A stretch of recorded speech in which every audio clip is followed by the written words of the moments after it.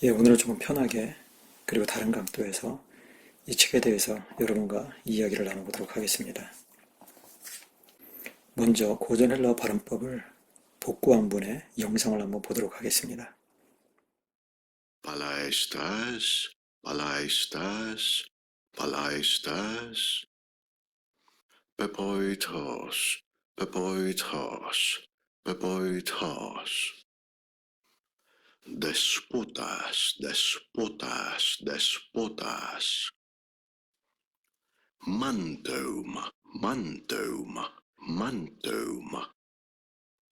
Mutoon, mutoon, mutoon.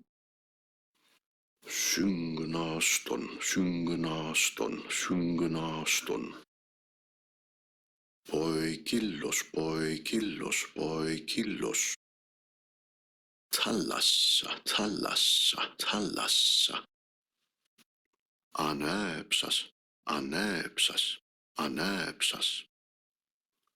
Parelton, parelton, parelton. Basileus, basileus, basileus. Perites, perites, perites. Katopin, katopin, katopin. Agathon, agathon, agathon. Okhales, okhales, okhales. Amputeroi, amputeroi, amputeroi, amputeroi. 자, 조금 다르죠? 에라스무스식 발음법과 고전 헬라어 발음법은 좀 다릅니다. 그런데 어떤 게 우리에게 유익하느냐? 고전 헬라어 발음법이 더 유익해요. 에라스무스식 발음법은 미국 사람이라든가 유럽 사람들에게는 더 유익합니다. 자기네 발음법과 비슷하기 때문에 그들에게 유리해요. 그러나 우리에게 그렇지 않습니다. 예를 들어서 푸 발음이라든가 쓰 발음이라든가 이런 건 우리가 사용하지 않는 발음법입니다. 고전 헬라어 발음법에는 그런 게 없어요. 그냥 트, 프 이렇게 발음됩니다. 그러니까 우리가 훨씬 유익해요. 그리고 에라스무스의 발음법으로 하면 까빠와 키가 구분되지 않습니다. 예를 들어서 끄리마도 크리마, 크리스토스도 크리스토스 이렇게 발음합니다. 둘 다 크크 이렇게 발음해요. 그러니까 어떤 사람들이 읽어주고 쓰라 하면 제대로 쓸 수가 없어요. 음가가 같기 때문에. 그러나 고전 헬라어 발음법대로 하면 이 까빠와 키는 음가가 다릅니다. 끄, 크 이렇게 발음돼요. 그러니까 끄리마 그리고 크리스토스 이렇게 발음됩니다. 그러니까 고전 헬라어 발음법을 따르면 이렇게 음가도 명확하게 구분되기 때문에 우리가 공부할 때 훨씬 더 유익합니다. 그리고 고전 헬라어 발음법은 우리 한국인들의 발음법과 유사한 측면이 있어요. 그러니까 우리가 훨씬 더 유익한 겁니다. 우리가 굳이 미국 사람이나 유럽 사람들이 쓰는 그 음가를 따라갈 필요가 없어요. 그러니까 문화적 사대주의입니다. 고전 헬라어 발음법대로 한번 공부해보자 라고 말하는 저 같은 사람들 무시하는 그런 경향이 있는데 그 옳은 자세 아닙니다. 다른 예를 제가 하나 들려드리도록 할게요. 바르요나 이거 어떻게 읽느냐 이걸 이야기하려는 게 아니고 이 유발에 관한 겁니다. 유발. 구약 성경에 나오는 사람 이름이죠. 이 유발. 그런데 구약 성경 여러분이 잘 아실 거예요. 히브리어 구약 성경이 있고 그리고 이 히브리어 구약 성경을 헬러로 번역한 70인경이 있다는 거 여러분 잘 아실 겁니다. 구약 히브리어 성경과 헬러 70인경을 비교를 해보면 이 헬라어, 이 정확한 음가를 어느 정도 추측할 수 있어요. 예를 들어서 유발, 이 유발을 70인경을 번역한 랍비들은 어떻게 음역했을까요? 이렇게요? 에우발. 대체로 에라스무스식 발음법을 주장하시는 분들은 이 에우를 에우로 읽어서는 안 되고 유로 읽어야 된다 이렇게 주장을 합니다. 만약에 이 에우가 유로 발음됐다면 히브리어 유발을요 이 에우 이렇게 아마 음역을 했을 거예요. 유발. 그러나 실제 70인경을 찾아보면 이렇게 음역한 예가 없어요. 다 유발, 이오따와 우가 결합한 형태로 번역을 했습니다. 그리고 유발로 읽었어요. 다르게 말하면 에우는 절대 유로 발음되지 않았다는 뜻입니다. 2300년 전, 그러니까 2300년 전이면 코인의 헬라어를 사용하던 시대예요. 실제 코인의 헬라어를 사용하던 사람들도 에우를 유로 발음하지 않았다는 뜻입니다. 에우로 발음했어요. 그렇기 때문에 인명, 유발을 음역할 때 이 에우를 사용하지 않은 겁니다. 그러니까 이오따와 우가 결합한 형태로 유를 표현한 거예요. 이게 저의 뇌피셜이 아닙니다. 여러분, 뇌피셜이 뭐예요? 요즘 사람들 뇌피셜 이런 이야기 많이 하는데 이게 무슨 의미예요? 그 어떤 근거 없이 거의 망상 수준으로 자기가 상상해내서 지어낸 이야기, 이걸 뇌피셜이라고 하잖아요. 그렇죠? 근데 제가 이야기하는 건 뇌피셜이 아닙니다. 근거를 가지고 이야기를 하는 거예요. 오히려 에라스무스식 발음법이 뇌피셜에 가까워요. 여러분, 아르키메데스가 부력의 원리 발견하고 뭐라고 외쳤어요? 대부분의 사람들 그렇게 이야기하죠. 유레카라고 외쳤다. 유레카. 이 유레카가 어떤 발음이에요?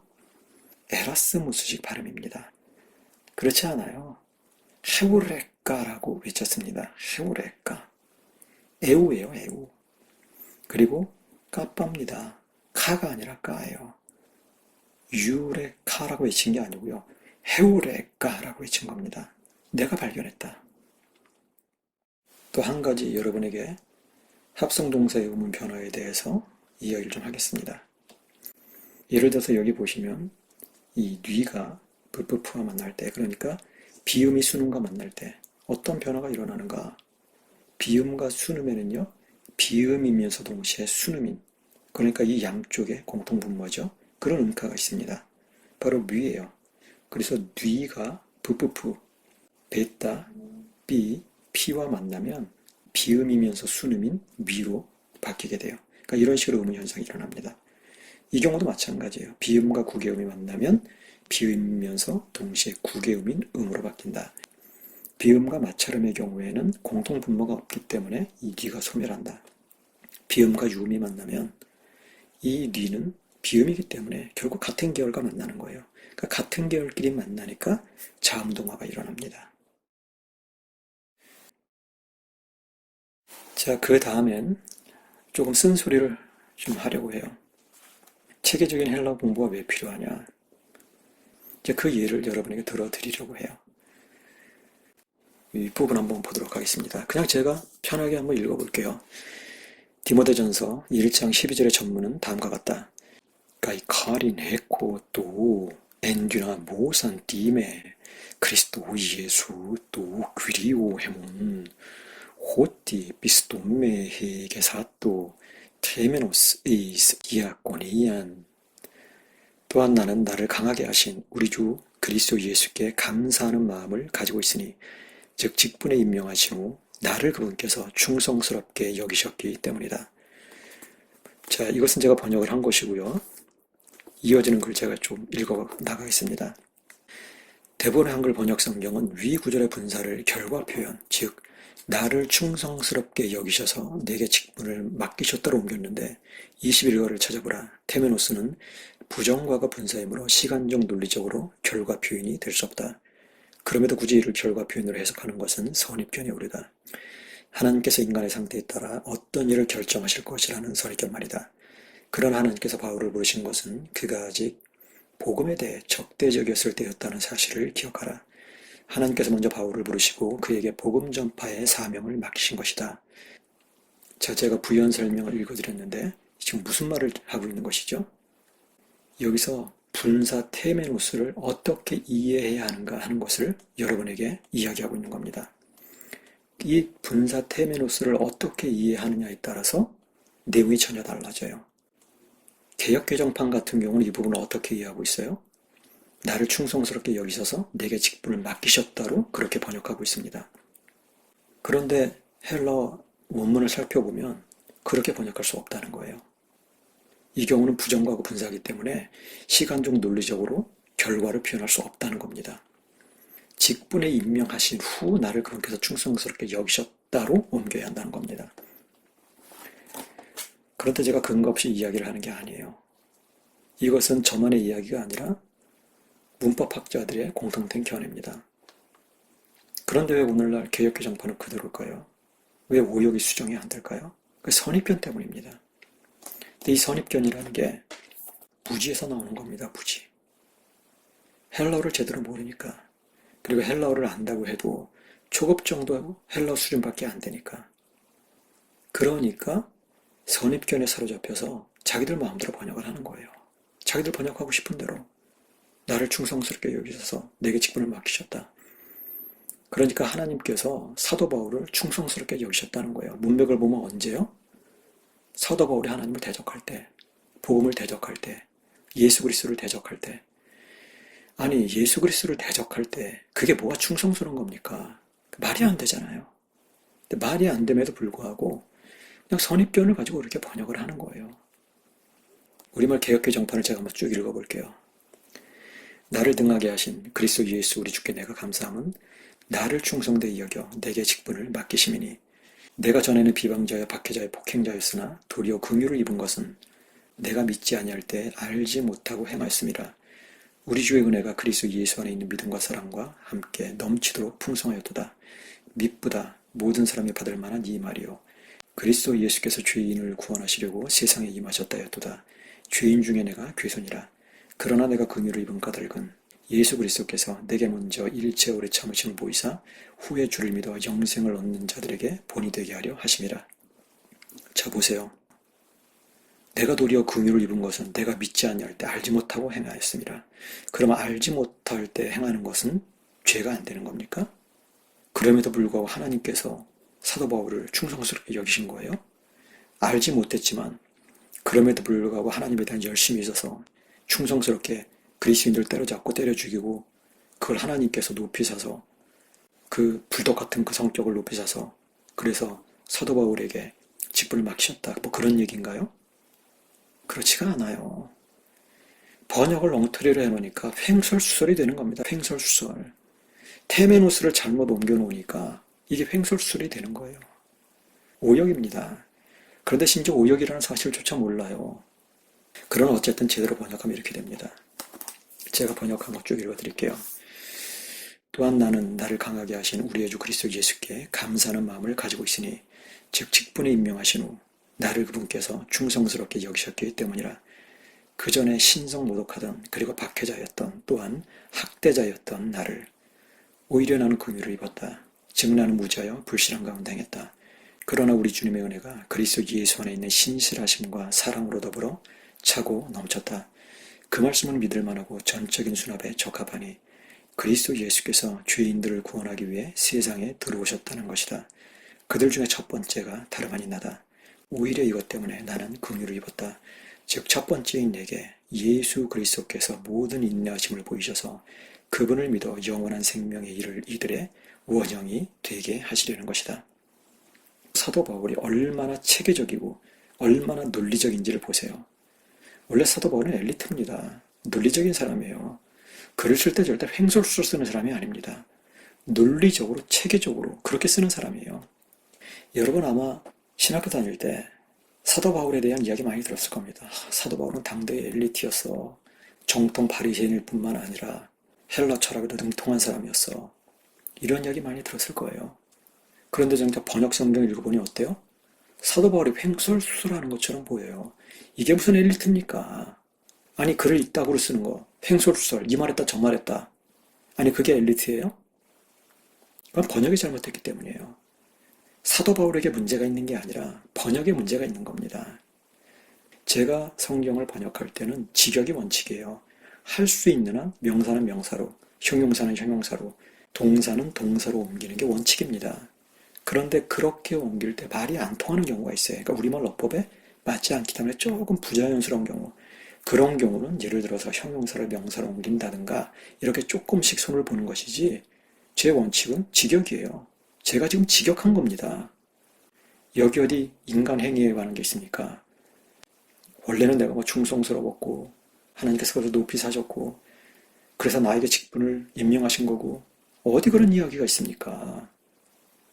그런 얘기가 없어요. 일관되게 사도 바울이 지금 이야기하고 있는 게 뭐예요? 나는 죄인이랍니다. 나는 죄인이다. 나는 죄인임에도 불구하고 하나님께서 나에게 은혜를 베푸신 거다.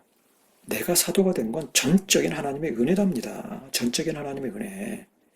나한테 어떤 근거가 있어서 하나님 보시기에 좀 믿을 만한 구석이 있어서 그래서 하나님께서 나에게 직분을 맡기신 게 아니라 나는 처음부터 복음을 대적하는 자였고, 나는 처음부터 박해하는 자였고, 나는 처음부터 신성 모독하는 자였고, 그럼에도 불구하고 하나님께서 나에게 은혜를 베푸셨다. 그 이야기를 하고 있는 거예요. 왜요? 오고 오는 많은 사람들, 여전히 하나님을 대적하는 사람들, 그런 사람들의 원형이 되게 하기 위해서 하나님께서 사도 바울을 택하시고 사도 바울에게 은혜를 베푸시고 심지어 사도라는 직분을 맡기셨다는 겁니다. 일관성이 있어요. 자, 또 하나 보도록 할게요. 531페이지 보도록 하겠습니다. 이 부분도 제가 쭉 읽어 나갈게요. 각주 9번입니다. 위에서 A까지 까달라 보는 A1 플러스 가정법 형태도 아니고 A 플러스 직설법 형태도 아니다. 남은 가능성은 23과 1, 3 직접 의문문이다. 또한 가정법 동사 자체는 22과 3, 2 고려의 가정법으로 보인다. 기존 헬라어 원어 성경의 구두점 찍기를 잠시 제쳐놓고 디오꼬데와 A까지 까달라보 사이에 쉼표를 찍어보라. 그러면 이렇게 된다. 자, 나는 달려가고 있습니다. 내가 과연 붙잡을 수나 있을까요? 그런데 이 번역이 전체 문맥에 비추어 훨씬 자연스럽다. 내가 과연 붙잡을 수나 있을까요? 라는 질문은 서신을 읽는 독자들이 품을 수 있는 의구심을 대신해주고 이어 등장하는 구절, 즉 그것을 위해 내가 그리스도이신 예수님께 또한 붙잡혔습니다는 예수 그리스도의 구원하시는 의지가 얼마나 확고한 것인지를 나타내는 역할을 한다고 볼 수 있다. 자, 이 부분도 개역개정판 번역과 제 번역이 다릅니다. 개역개정판은 디오꼬데 그리고 에이카이 까달라워를 붙여 읽어요. 이사의 쉼표를 찍지 않습니다. 그런데 이것을 붙여 읽으면요, 죽었다 깨어나도 이 의미를 알 수 없습니다. 그 우리말 성경에는 뭐라고 번역되어 있어요?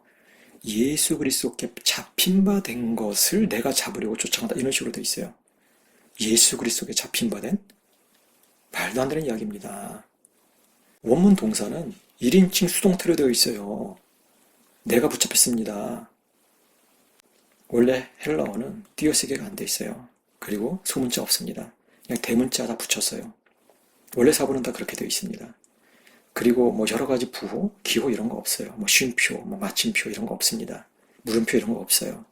그냥 대문자를 쭉 나열해 놔요. 읽는 사람이 자기가 알아서 끊어 읽어야 됩니다. 근데 후대 학자들이 이거 사람들이 읽기 쉽게 뭐 쉼표도 붙이고 마침표도 붙이고 띄어쓰기도 하고 헬러 성경을 만든 거예요. 원어 성경을 만든 거예요. 오늘날 학자들은 옛날 학자들이 만들어 놓은 그 헬러 성경을 보면서 연구하는 거예요. 근데 그거 자체가 뭐예요? 그거 자체가 해석입니다. 우리는 한번 해석되어 있는 헬러 성경을 보고 있는 거예요. 그런데 그분들이라고 해서 완전합니까? 그분들 완전하지 않아요. 그분들도 불완전합니다. 항상 여러분에게 이야기하지만 인간의 작품 중에 완전한 건 없어요. 물론 저도 마찬가지입니다. 제가 이 책을 썼지만 이 책도 완전하다 생각하지 않아요. 어딘가에 오류가 있겠죠. 그 오류는 뭐 저보다 더 탁월한 사람이 나타나서 나중에 수정을 해주면 됩니다. 또 저한테 이런 부분 잘못했다고 뭐 메일을 보내시면 나중에 3판 나오고 4판 나올 때 제가 계속해서 수정을 하면 돼요. 그렇게 수정이 가는 겁니다. 어쨌든 이것도 선입견의 결과입니다. 최초 띄어쓰기 한 분들이 여기에 쉼표를 안 찍고 그냥 붙여 놓으니까 이후 신학자나 목사들이 다 붙여 읽은 겁니다. 그런데 붙여서 읽으면 무슨 말인지 이해할 수가 없어요. 이거 뭐 제가 되피셜로 이야기하는 게 아니에요. 제가 바구어 사전이나 다 찾아봤어요. 바구어 사전에서도 뭐 이런 해석도 있고 저런 해석도 있지만 이 문장의 의미가 뭔지 모른다가 결론이에요. 여기 A, 여기 A가 있어요. 이 A는 가정법에서 사용되는 A가 아니에요. 여기서 이 A는 직접 의문문을 주도하는 A입니다. 그것도 이미 여러분에게 다 설명해 놓고 있어요. 23가 보면 그 부분에 대해서 여기 설명하고 있습니다. 자, 3번 보면 문장 앞에부터 직접 의문문, 까냐냐 등등을 만들어내는 A 이렇게 설명하고 있습니다. 그래서 여기 보시면 이렇게 되어 있죠. A 엑세스틴 이 사빠신 타락베우에인 안식일에 치료하는 것이 적법합니까예요. 그러니까 여기서 A는 까냐, 그러니까 직접 의문문을 유도하는 단어라고 할 수가 있어요. 그러니까 이런 것도 초급 헬라 문법에선 배우지 않습니다. A는 가정법에서만 사용된다. 뭐 이것만 머릿속에 들어있어요. 이것만 머릿속에 들어있다 보니까 그 선입견을 가지고 조금 전에 말씀드린 이걸 보는 겁니다. 그러니 이게 해석이 돼요? 해석이 안 되죠. 여기서 이 A는 가정법을 만들 때 사용되는 그 A가 아니에요. 직접 의문을 만드는 A입니다. 내가 과연 붙잡을 수나 있을까요? 자, 그리고 그렇게 제대로 번역을 하면 이 전체 문장이 정말로 논리적이고 체계적이고 유려하고 아름다운 그런 문장이 됩니다. 빌립보서 3장 7절에서 14절 전체를 제가 쭉 읽어드릴게요. 그러나 어떤 것들이 내게 이익들이었든지 그것들을 나는 그리스도 때문에 소원으로 간주한 상태입니다. 즉 오히려 반대로 나는 나의 주 그리스도 예수에 대한 지식의 탁월함 때문에 모든 것들이 소원이라고 생각하기까지 하니 그분 때문에 그 모든 것들을 내가 잃었고 그래서 나는 쓰레기들로 간주하고 있습니다. 이는 내가 그리스도를 벌기 위해서 그리고 그분 안에서 발견되기 위해서요. 율법으로부터 오는 내 의가 아닌 그리스도를 믿는 믿음을 통해 오는 믿음의 근거에 하나님으로부터 오는 의를 지녀 그분을 그리고 그분의 부활의 능력을 그리고 그분의 고통들의 참여함을 그분의 죽으심과 동일한 형태가 됨으로써 어떤 식으로 내가 죽은 자들로부터의 부활 상태에 이르는지를 알기 위해서입니다. 내가 이미 얻었다 또는 이미 완전해진 상태다가 아니라 자나는 달려가고 있습니다. 내가 과연 붙잡을 수나 있을까요? 그것을 위해 또한 내가 그리스도이신 예수님께 붙잡혔습니다. 형제들이여 나만큼은 나 자신이 붙잡아 놓은 상태라고 생각하지 않습니다. 즉 한 가지 한편으로는 뒤에 있는 것들을 잊어버리고 다른 한편으로는 앞에 있는 것들에게 내뻗으면서 목표를 따라 나는 그리스도 예수 안에서 하나님께서 위에서 부르신 부르심의 상을 향해 달려가고 있습니다. 예, 제대로 번역하면 이렇게 돼요. 훨씬 더 유려하고 그리고 분명한 그런 내용이 됩니다. 그리고 이 죽은 자들로부터의 부활 상태에 이르는지를 이 부분도 우리말 성경 정말 엉터리로 번역되어 있어요. 우리말 성경에 이렇게 되어 있습니다. 개역개정판은 어떻게 해서든지 죽은 자 가운데서 부활에 이르려 하노니 뭐 이렇게 번역되어 있어요. 또 한글 킹제임스 버전 어떻게 해서든지 죽은 자들의 부활에 이르려는 것이다. 그리고 표준세 번역 그래야 나는 어떻게 해서든지 죽은 사람들 가운데서 살아난 부활에 이르고 싶습니다. 현대인의 성경은 어떻게 해서든 나도 부활하는 것입니다. 이런 식으로 번역해놨어요. 이 번역한 내용 보세요. 부활에 대한 확신이 없습니다.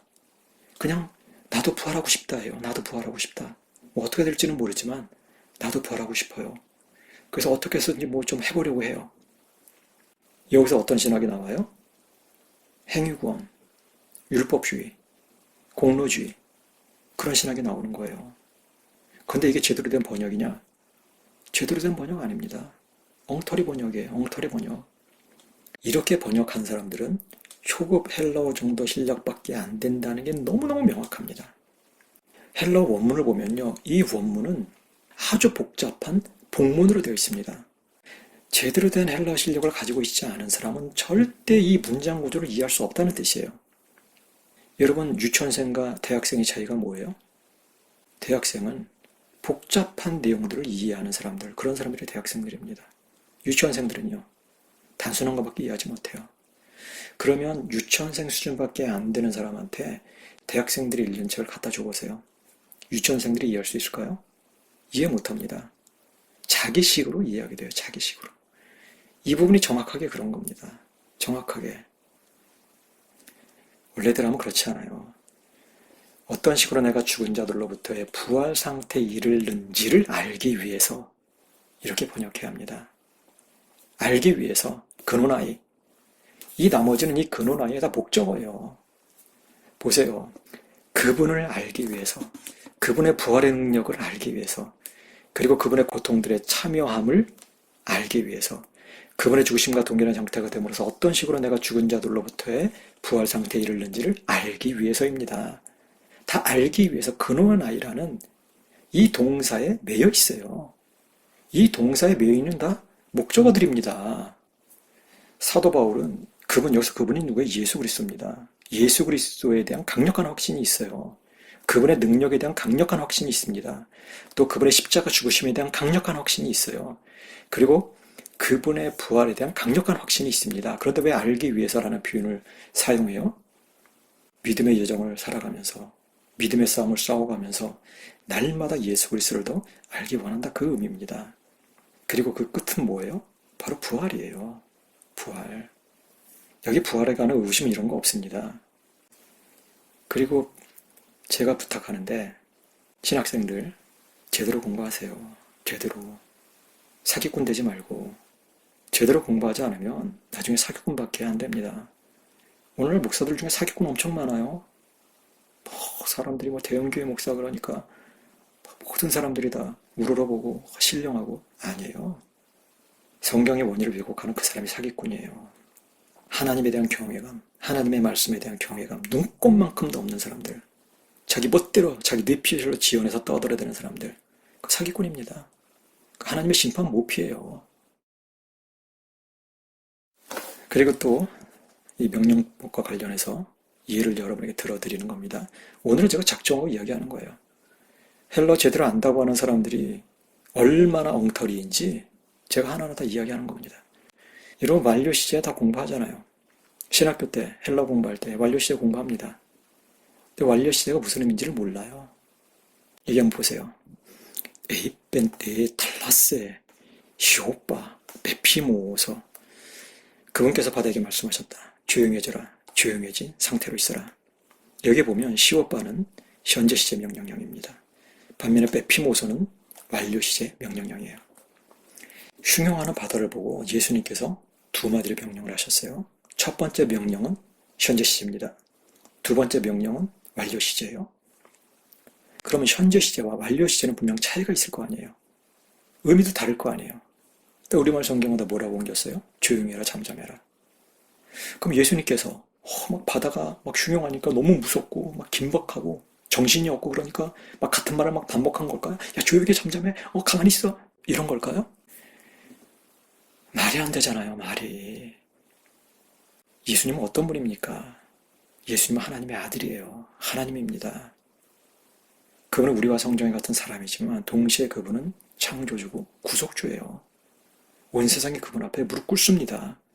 그런 분이 흉용하는 바다를 보고 정신이 없어서 막 같은 말을 막 반복해요? 막 조용히 잠잠해? 무슨 그런 말도 안 되는. 근데 그렇게 다 번역을 해놨어요. 왜 그렇게 번역을 했어요? 모르니까. 현재 시제 명령과 완료 시제 명령이 어떻게 다른지를 모르니까 그렇게 번역해 놓은 거예요. 그런 게 아닙니다. 제가 번역한 대로 첫 번째는 흉용하는 바다를 보면서 예수님께서 조용해 라고 말씀하신 거예요. 예수님의 그 말씀에 바다가 조용해졌어요. 그러니까 두 번째 국면, 그 조용해진 상태에서 예수님께서 이렇게 명령하신 거예요. 조용해진 상태로 있어. 상태로 있어가 바로 완료 명령형입니다. 그런데 어쨌든 시오파 베피모서 다른 단어니까 원래 그 뉘앙스를 살려서 번역하면 이렇게 번역하면 돼요. 조용해져라. 잠잠해진 상태로 있어라. 두 가지 국면에 대해서 말씀하신 거예요. 짧은 문장에서 우리가 무엇을 할 수 있느냐? 예수 그리스도의 신적 권위를 알 수 있습니다. 예수님은 한마디면 족하다는 걸 알 수 있어요. 한마디, 조용해. 그러면 조용하는 겁니다. 조용해진 상태로 있어. 그러면 조용해진 상태로 있는 거예요. 바다도 파도도 바람도 예수 그리스도의 명령에 복종하는 겁니다. 고린도후서 13장 5에서 7절 한번 보도록 할게요. 582페이지 각주 18번입니다. Heautus peiragete, este ente pistei, heautus toque magete, que pikinosquete, heautus hoti Jesus Christus en rimin, metti a toque moieste, el pillo de hoti gnoseste hoti hemeis uquesmen a toque moi, cometa de prostontron me poiesa y rimas cacon meden 혹시나 헤메이스토 오키모이 파노멘 알시나 휴메이스토 깔론 보이에때 헤메이스테 호사토 오키모이 오멘. 여러분은 여러분의 믿음 안에 있는지 여러분 자신들을 시험하십시오. 여러분 자신들을 입증하십시오. 아니, 여러분은 여러분 자신들을, 즉 예수 그리스도께서 여러분 안에 계시는 것을 정확히 알고 있지 않습니까? 여러분은 입증되지 않은 사람들이 아니지 않습니까? 이제 나는 여러분이 우리만큼은 입증되지 않은 사람들이 아니라는 것을 알게 되기를 소망합니다. 아울러 우리는 하나님을 향해 여러분이 그 어떤 악한 것도 행하지 말기를, 그래서 우리가 입증된 사람들로 빛을 발하는 게 아니라 오히려 여러분은 선한 것을 행하고 반면에 우리는 입증되지 않은 사람들처럼 있게 되기를 기도하고 있습니다. 자, 보세요. 2번 에이메티 도끼 모이에스테. 이 부분 보면 저는 이 부분을 여러분은 입증되지 않은 사람들이 아니지 않습니까? 로 번역해놨어요. 달리 말하면 뭐예요? 여러분은 입증된 사람들입니다. 그 뜻이에요. 그러나 우리말 개역개 정판을 보면 어떻게 번역해놨느냐? 이렇게 번역해놨어요. 그렇지 않으면 너희는 버림받은 자니라. 예수 그리스도께서 너희 안에 계신 줄을 너희가 스스로 알지 못하느냐? 그렇지 않으면 너희는 버림받은 자니라. 이렇게 번역할 수 없고요. 제가 이걸 다 일일이 여러분에게 이야기할 수 없습니다. 그런데 어쨌든 이것은 문법상 어떤 부분이냐? 질문의 5가지 형태 중에 부정어매나 메띠를 사용하는 부정적인 답변을 기대하면서 던지는 의문문입니다. 이 부분을 정확하게 이해를 해야 돼요. 그리고 여기서 A는요, 마찬가지로 가정법 문장을 만들 때 사용되는 그 A가 아니에요. 아까 말씀드린 것처럼 이 A는 다른 A입니다. 다시 23가로 돌아가면 4번에 이렇게 되어 있죠. 반어법이나 비장한 어조로 쓰이는 A. 정확하게 그 A로 사용된 거예요. A 도테세따이 때 게네야 타우때 세메이온. 이 세대에 표적이 주어지겠느냐예요. 반어법이나 비장한 어조입니다. 이게 어떤 의미예요? 절대 주어지지 않는다는 뜻이에요.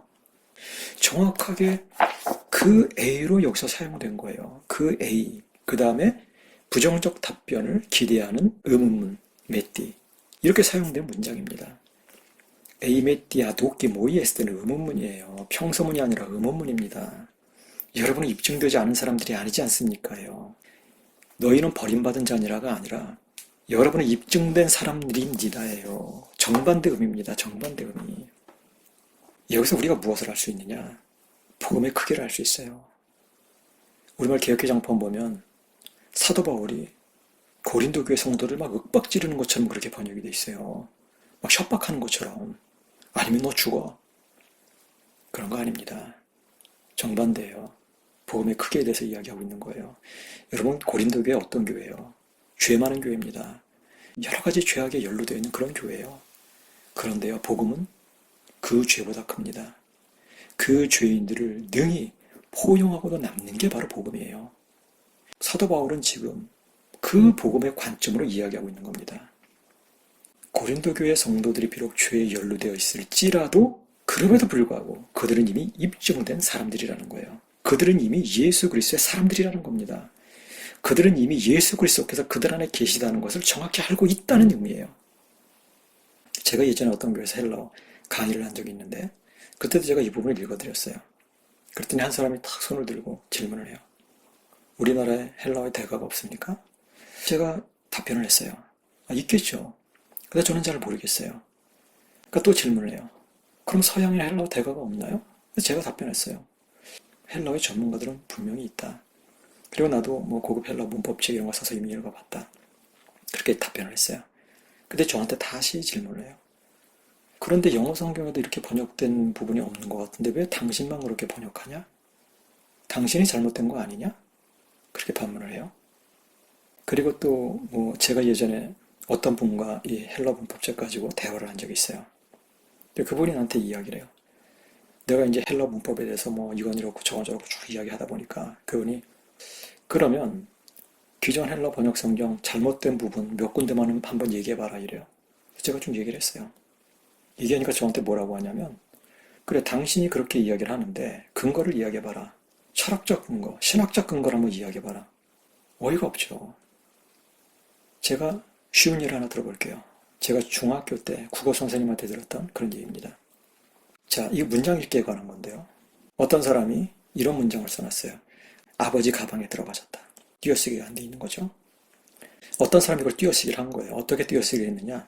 아버지 가방에 들어가셨다. 이렇게 띄어쓰기를 한 겁니다. 그 이후부터 어떤 일이 벌어져요? 아버지 가방 이론이라는 게 만들어집니다. 여기서 아주 심오한 신학, 심오한 철학이 만들어지기 시작해요. 그렇게 2000년이 흘렀어요. 온 세상을 아버지 가방 이론이 점령을 해버렸습니다. 그런 상황에서 어떤 사람이 다시 2000년 전에 이 한글을 공부하기 시작한 거예요. 연구하기 시작한 겁니다. 그리고 이 아버지 가방 이론을 가만히 살펴보니까 뭔가 의구심이 들어요. 아닌 것 같아요. 그래서 원문을 살펴보니까 아버지 가방에 이렇게 읽으면 안 돼요. 아버지 가방에서 이 가는 뒤로 붙으면 안 되고 앞으로 붙어야 되는 겁니다. 뭐 2000년 전 한글을 연구해 보니 이 한글에는 격조사라는 게 있어요. 이 가는 격조사로 읽는 게 맞아요. 그래서 이 사람이 다시 띄어쓰기를 했습니다. 아버지가 방에 들어가셨다. 이렇게 띄어쓰기를 했어요. 그리고 전후 문맥을 비교를 해본 겁니다. 전후 문맥을 비교해보니까 이렇게 돼 있어요. 아버지가 거실에 계셨다. 아들이 방에서 불렀다. 아버지가 방에 들어가셨다. 아버지와 아들은 방에서 대화를 나눴다. 자, 보세요. 전후 문맥까지 비교해보니까 이 읽기가 맞는 거예요. 그래서 이 사람이 발표를 했어요. 아버지 가방 위로는 틀렸다. 아버지 가방에 들어가신 게 아니라 아버지가 방에 들어가신 거다. 이렇게 이야기하기 시작했어요. 그 사람들이 벌떼같이 달려들어서 뭐라고 이야기해요? 신학적 근거를 대라. 철학적 근거를 대라. 우리는 아버지 가방 이론이라는 철학적 근거, 신학적 근거를 가지고 있어. 근데 너는 뭐야? 이렇게 따지기 시작한 거예요. 그 사람이 뭐라고 답변했겠어요? 신학도 철학도 결국 어떻게 읽느냐에서 비롯된 거다. 그리고 뭐 헬라어의 대가 뭐 이런 이야기를 하는데 여러분 대가가 어디 있습니까? 아까도 이야기한 것처럼 인간은 완전하지 않아요. 영어 성경 찾아보니까 영어 성경도 당신같이 번역한 거 없던데 그 사람이 당신보다 못하냐? 못하다고 이야기하는 게 아니에요. 인간은 완전하지 않아요. 완전하지 않다는 건 늘 부족한 부분이 있다는 뜻입니다. 맹점이 있다는 뜻이에요. 불완전하다는 거예요. 잘못 오역된 부분이 있다는 뜻입니다. 그러면 후세를 살아가는 사람의 자세는 뭐예요? 그 잘못된 걸 보완하는 거예요. 그게 정직하고 제대로 된 자세입니다. 이 소원법도 제대로 다루는 헬라어 문법체 거의 없습니다. 소원법도 여러분이 다 알아야 돼요. 소원법도 다양하게 그렇게 사용이 되는데 그 중에 하나만 여러분에게 그 예를 들어드리겠습니다. 641페이지 니은만 한번 보세요. Απορρούμενος εγώ τεν περί τούτων και τεσιν έλεγον η πουλοίτο πορείου εστάι εις Ιερουσαλήμα 깎게이 그린데이스타이 περί τούτων 사도행전 25장 20절 이렇게 번역합니다. 저는 이렇게 번역해요. 그러므로 나는 이 일들에 대해 조사하는 것이 혼란스러워서 그가 예루살렘에 가 거기서 이 일들에 대해 재판받기를 원했으면 해서 그리 말했습니다. 자, 이것이 제 번역이에요. 그런데 개역개정판은 어떻게 번역이 되어 있느냐? 그냥 뭐 쉽게 표현하면 이거예요. 사도 바울이 예루살렘에 가서 조사받기를 원하는지 베스도가 물었다. 이런 식으로 번역이 되어 있어요. 그러니까 다르게 말하면 베스도는 중립적인 입장입니다.